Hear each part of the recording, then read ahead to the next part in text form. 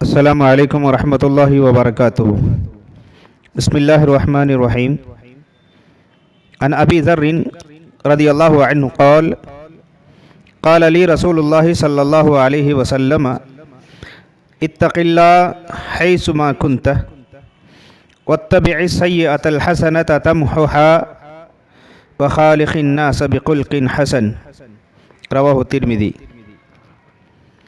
ابو ذر رضی اللہ عنہ کہتے ہیں، اللہ کے نبی رسول اللہ صلی اللہ علیہ وسلم نے مجھے نصیحت کرتے ہوئے کہا، جہاں کہیں بھی رہو اللہ سے ڈرو۔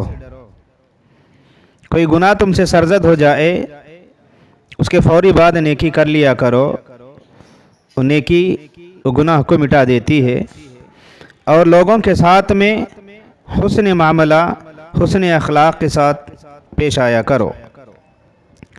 محترم حضرات و خواتین، اللہ کے نبی رسول اللہ صلی اللہ علیہ وسلم نے اپنی امت کو اس حدیث میں رہنمائی کرتے ہوئے کہتے ہیں، تین باتوں کا حکم دیتے ہیں۔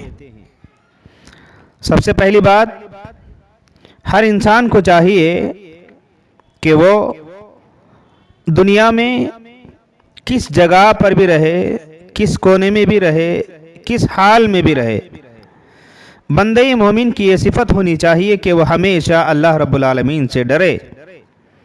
گھر میں ہو تب بھی اللہ سے ڈرے، دکان یا بازار میں ہو تب بھی اللہ سے ڈرے، مراکز میں ہو تب بھی اللہ سے ڈرے، تنہائی میں ہو یا جماعت میں ہو، ہر حال میں ہر حیثیت سے اللہ رب العالمین سے ڈرنا چاہیے، کیونکہ انسان گناہ اسی وقت میں کرتا ہے جب وہ اپنے آپ کو تنہا محسوس کرتا ہے۔ اگر انسان کو یہ ڈر ہو جائے، اس کا یہ عقیدہ بن جائے کہ میں کبھی بھی تنہا نہیں رہ سکتا ہوں، ہمیشہ اللہ میرے ساتھ میں رہتا ہے، ہماری ہر حرکت سے اللہ رب العالمین واقف ہے، تو بندہ مومن کبھی بھی غلطی کی طرف نہیں جائے گا۔ اس لیے انسان کو ہمیشہ چاہیے کہ وہ ہر حال میں اللہ رب العالمین سے ڈرے۔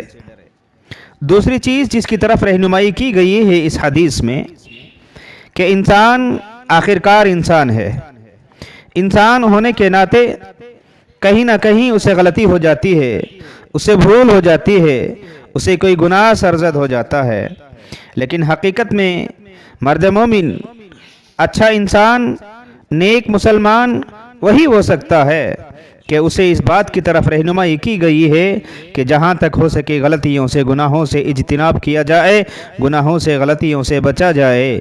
اس کے باوجود انسان ہونے کے ناطے اگر اس سے کوئی غلطی یا گناہ ہو جاتا ہے تو اسے فوراً احساس ہو جائے، اس کے بعد پھر کوئی ایک ایسی نیکی کرے جس کی وجہ سے اللہ رب العالمین اس کے گناہ کو معاف کر دیتا ہے۔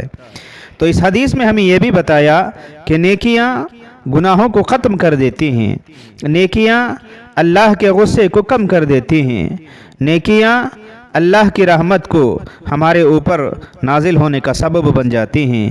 اس لیے جہاں تک ہو سکے گناہ سے بچے، اس کے باوجود اگر گناہ ہو جاتا ہے تو اس گناہ کے فوری بعد نیک اعمال کو کر لے۔ اب نیک اعمال صدقہ اور خیرات ہی ہیں، عبادات ہی ہیں، تلاوت ہی ہے، ذکر الہی ہے، توبہ اور استغفار بھی اسی میں شامل ہے۔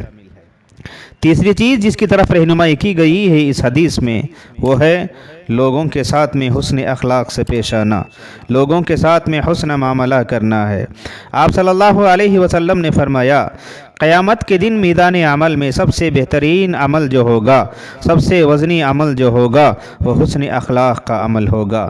اس لیے ہم میں سے ہر ایک کو چاہیے کہ ہم اپنے ساتھ میں رہنے والوں کے ساتھ، اپنے ماحول میں رہنے والوں کے ساتھ، اپنے گھر والوں کے ساتھ، اپنے رشتہ داروں کے ساتھ، اپنے پڑوسیوں کے ساتھ، اپنے محلے والوں کے ساتھ، تمام انسانوں کے ساتھ حسن اخلاق کا معاملہ کریں، حسن اخلاق سے پیش آئے، کسی کو ہماری طرف سے تکلیف نہ ہو، حسن معاملہ ہر ایک کے ساتھ میں کیا جائے، کیونکہ آپ صلی اللہ تعالیٰ علیہ وسلم کو جس مقصد کے لیے اس دنیا میں نبی بنا کر کے مبعوث کیا گیا ہے، ان مقاصد میں سے ایک مقصد اچھے اخلاق کی تعلیم بھی ہے۔